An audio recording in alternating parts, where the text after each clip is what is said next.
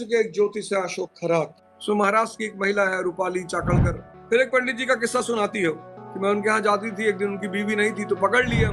आप देखो वो सीरीज है त्रिभुवन मिश्रा सीए टॉपर। आप योग करना चाहते नहीं कर पा रहे, आप ध्यान करना चाहते नहीं कर पा रहे, आप भीख मांगेंगे। जब कुछ पॉजिटिव हो ही नहीं रहा है तो परिणाम पॉजिटिव कैसा होगा? तभी तो स्वामी विवेकानंद जी ने कहा कि मनुष्य अपने भाग्य का निर्माता स्वयं है। कब?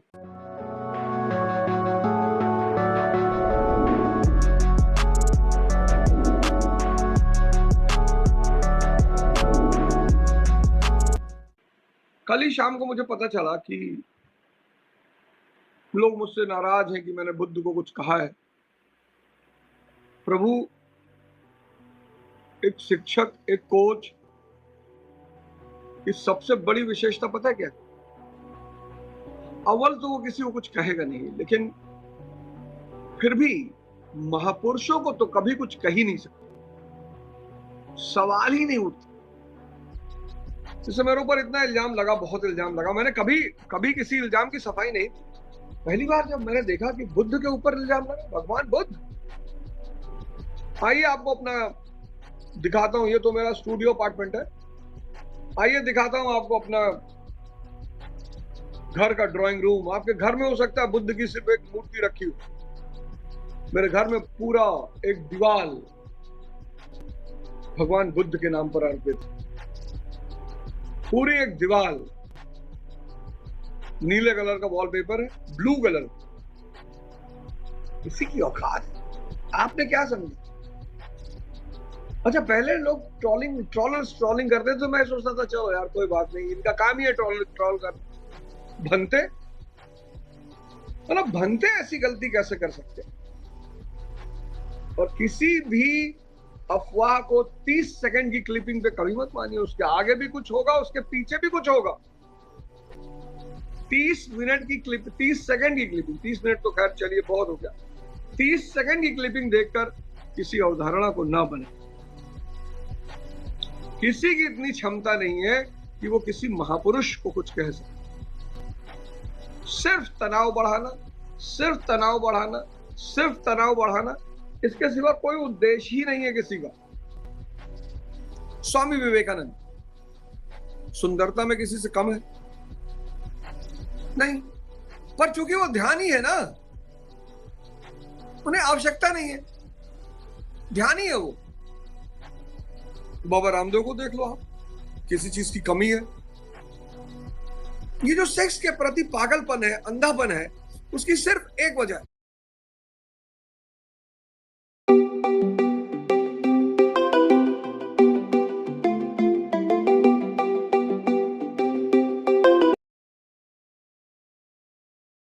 Stress, anxiety, depression. अगर आप स्ट्रेस, एंजाइटी, डिप्रेशन से बाहर आ जाएं तो हस्तमैथुन भी खत्म, सेक्स के पर दौर भी खत्म, पॉर्न भी खत्म, रीलबाजी भी खत्म। लेकिन संभोग जो है ना, ये शरीर के ऊपर है।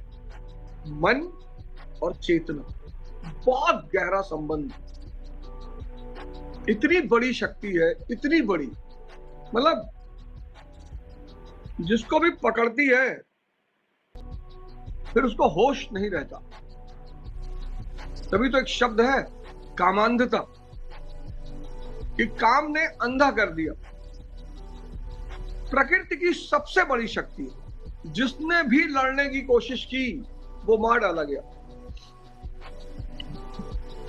आप देखो वो सीरीज है त्रिभुवन मिश्रा सीए टॉपर।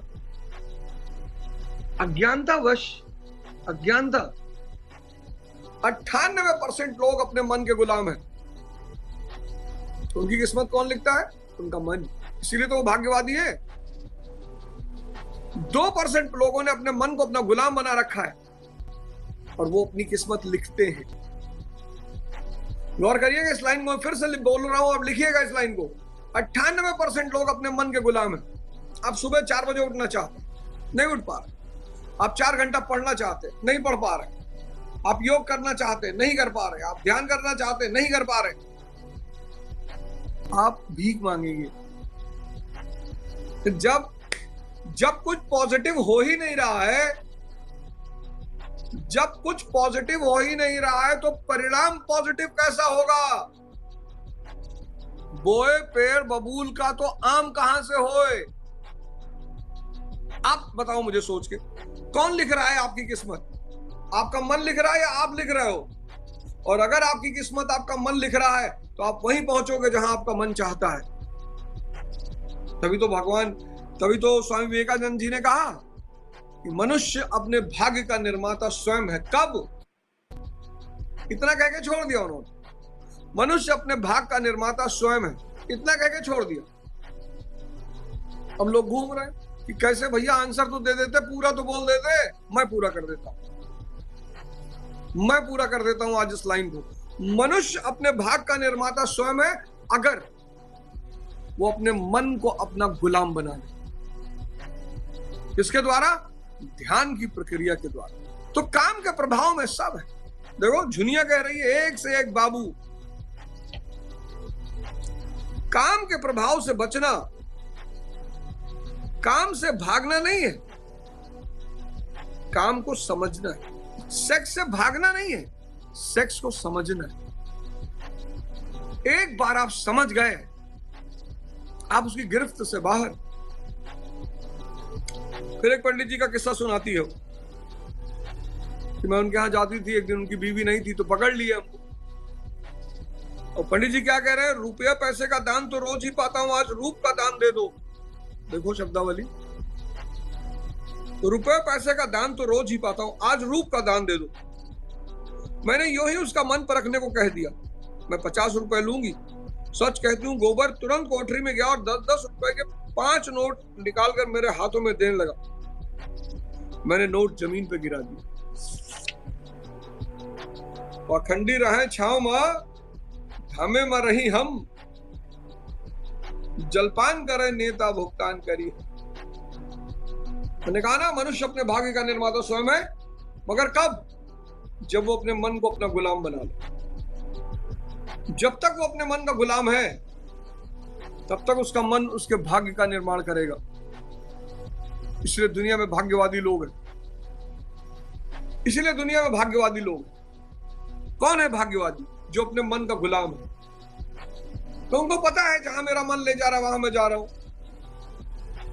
अब गोबर को गुस्सा आ रहा। गोबर झुनिया से कह रहा, दिखा मुझे।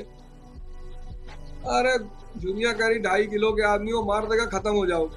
अरे गोबर कहता, मैं 300 डंड डेली मारता हूं, दूध घी नहीं मिलता, नहीं तो अब तक सीना निकल आया होता। दुनिया भी कहती है चलो कोई बात नहीं, अभी देखूंगी। लेकिन वो फिर एक बात और कहती, वहां तो सभी एक से हैं, तुम किस किस की मरम्मत करोगे? न जाने मर्दों की क्या आदत है कि जहां कोई जवान सुंदर औरत देखी बस लगे घूरने, छाती पीटने। और यह तो बड़े आदमी कहलाते हैं। सुनो, और ये जो बड़े आदमी कहलाते हैं ये तो निरे लंपट होते हैं। फिर मैं तो कोई सुंदरी नहीं हूं। देखो, अच्छे अच्छे लोग, बहुत बड़ी शक्ति, बहुत बड़ी काम, एक बहुत बड़ी शक्ति। देखो झुनिया ने बताया, वकील, डॉक्टर, अफसर, आज जो इतना तनाव है, आज जो इतना फ्रस्ट्रेशन है,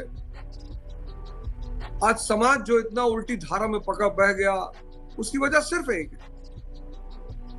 आदमी फिजिक्स समझ गया, केमिस्ट्री समझ गया, जूलॉजी समझ गया, बॉटनी समझ गया, पॉल साइंस समझ गया, सब समझ गया, बस वो मन को नहीं समझ पाया।